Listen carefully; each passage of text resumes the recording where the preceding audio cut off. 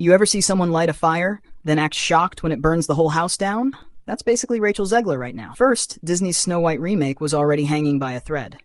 Then along came South Park, casually kicked it off a cliff. And the best part, they did it with their signature, "We don't care if you're offended" type event.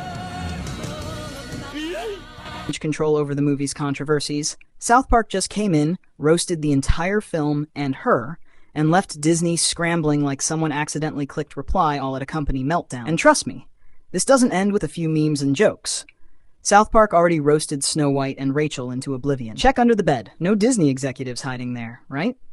And now they're reportedly cooking up a new DEI special. So stick around because this is a full-blown Hollywood disaster unfolding in real time. And South Park just decided to add insult to injury. To really appreciate this train wreck, we need to rewind a bit, because Disney's been having an identity crisis bigger than your cousin after their third gap year. Every move they've made lately screams, "Please like us." They've been reshuffling characters, rewriting plots, and basically treating beloved classics like DIY projects from Pinterest. Except, you know, the ones that look good until you actually make them. Cue Snow White. Because the remake's been raising eyebrows since day one, from casting Richa Ziggler to reimagining the story to pretty much axing the romance angle that made the original famous. Had the controversy about the dwarves and fans were furious. Then South Park saw the chaos and said, "Hold my beer." So here's where it gets good. South Park dropped their Join in the Pandaverse special, and oh boy, they did not hold back. They basically said what the internet's been yelling for months. Oh.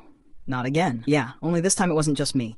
They were taking all my favorite people and replacing them with diverse women complaining about the patriarchy, just with the classic South Park roast that burns hotter than ever. And so Cartman and the gang were transformed into grown women of color as a parody of Hollywood's obsession with ticking diversity boxes. And let's be real, Disney practically invited this roast with the way they've been handling Snow White. The special dragged Disney for turning authentic stories into hollow checkbox exercises. South Park's message was loud and clear. Congrats, Disney, you're so busy pandering you forgot to tell a good story. And Richa Ziggler, she was front and center in that roast. Don't get me wrong, people are all for diversity in movies, but the way Disney's been going about it feels less like genuine inclusion and more like just checking boxes on a corporate to-do list, which made Snow White an easy target from the start. The literal name of the character is Skin, as white as snow. So, when Disney cast Richa Ziggler, a Latina actress, in the role, they knew it would spark debate. But the controversy wasn't just about casting. Disney gutted the entire essence of the story. No prince, no romance, and the dwarves swapped with CGI in a live remake. I know, make it make sense. All of this to avoid reinforcing stereotypes and to be more culturally sensitive and inclusive, aiming for a modern reimagining of the story that aligns with contemporary values. Well, the public didn't take well to this.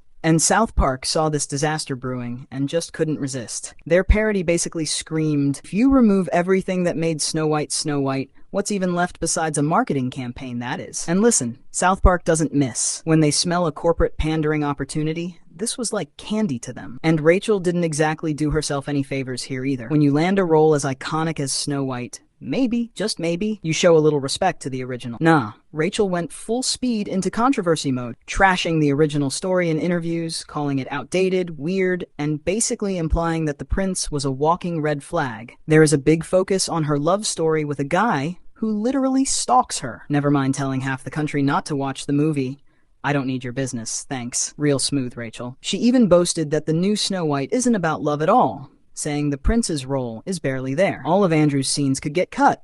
Who knows? It's Hollywood, baby. So, fans were furious. Critics were confused. And South Park? They were already writing the script for the roast. To viewers, Rachel started sounding less like someone proud of reviving a classic, and more like someone embarrassed to be a part of it. And that attitude practically handed South Park comedic gold on a silver platter. And of course, South Park couldn't ignore Disney's bizarre decision to reimagine the Seven Dwarves. Gone were the charming, distinct characters we all grew up with. Instead, Disney offered us a random mix of diverse friends who looked like they stumbled in from a failed Dungeons & Dragons campaign. Fans felt like Disney was trying too hard to dodge controversy, only to land smack in the middle of it. South Park ran with this, mocking how classics are being gutted to avoid offending anyone, while ironically offending everyone. The backlash was so bad, Disney had several reshoots and added the dwarves back in using CGI, which then just stirred up even more controversy. Now, you would think if the Little Mermaid remake taught Disney anything, it would be that controversy kills the vibe. Sure, Halle Bailey's Ariel faced some backlash, but the film mostly stuck to its roots. Snow White, though, this thing isn't just updated, it's almost unrecognizable. South Park noticed that too. They saw Disney's diversity plus modern twist equals profit formula and roasted it straight into orbit. And let's not pretend Rachel's snarky interviews about dumping the love story didn't give South Park a feast of material. They basically turned Rachel's dismissive comments into the comedic equivalent of the public service announcement. If you hate the story this much, maybe don't star in it. So this left Disney panicking because execs know South Park's mockery sticks. Fans aren't just laughing, they're nodding along. Rumors were swirling that Disney even tried reaching out to South Park's parent company to tone things down. But it seems that South Park loves when people do that. It only makes them go harder.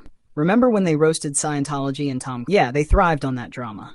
Disney trying to hush them is like adding rocket fuel to an already raging fire. And just when you think it couldn't get any worse for Disney, South Park is reportedly cooking up a brand new DEI special that might arrive as soon as August, continuing the jabs from Pandaverse. So this is basically South Park saying, we're not done with you yet. Apparently, they're planning to use Snow White's box office performance as fuel to roast Richa Ziggler and Disney even harder. And let's be real, everyone knows how badly the movie flopped. So when this drops, it's going to be brutal. So people are hyped because this movie's flop basically handed South Park a golden roast platter like it was buffet night. So how is Rachel handling all of this? Not well. Insiders claim she's fuming behind the scenes. She expected applause for bringing a bold modern twist to Snow White, not headlines calling her out for ruining a classic and pushing a woke agenda. So instead of red carpets and praise, she's getting memed and roasted by the most savage cartoon on television. She's reportedly annoyed that people think she only got the role to check a diversity box. And South Park poking fun at her didn't just pour salt in the wound, it dumped the entire salt shaker. So between Disney's fumbling PR plays, Rachel's fiery interviews, and South Park's savage Pandaverse special, it all collided into a glorious meltdown that's got Hollywood on edge and fans grabbing popcorn. So will Disney learn anything from this disaster? Or will they double down and keep modernizing classics until there's nothing left to modernize? Drop your thoughts in the comments below. But until next time, keep your classics classic.